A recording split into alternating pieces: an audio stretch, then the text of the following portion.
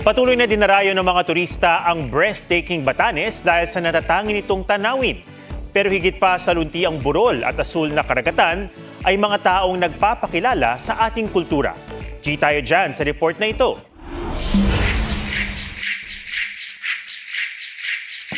Sa pinakahilagang dulo ng Pilipinas, matatagpuan ang mga isla na tila ba hiwalay sa ingay ng mundo.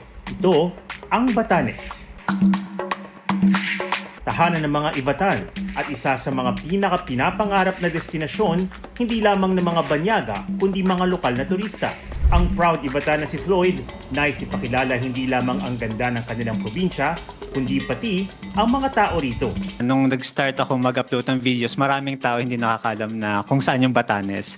So parang mas nainganyo ako ipakita kung ano bang meron sa Batanes. Also kung ano bang klaseng mga tao ang meron sa Batanes. At kung hanap mo yung mga tanawing hindi dapat palampasin, nariyan ang Racua Payaman o mas kilalang Marlborough Hills. Mga lunti ang burol na nakakatagpo ng asul na karagatan. Mula rito, maaaring libutin ang bayan ng Basco sakay ng bisikleta. Isa sa mga pinakamagandang paraan para damhin ang mabagal na takbo ng buhay sa isla.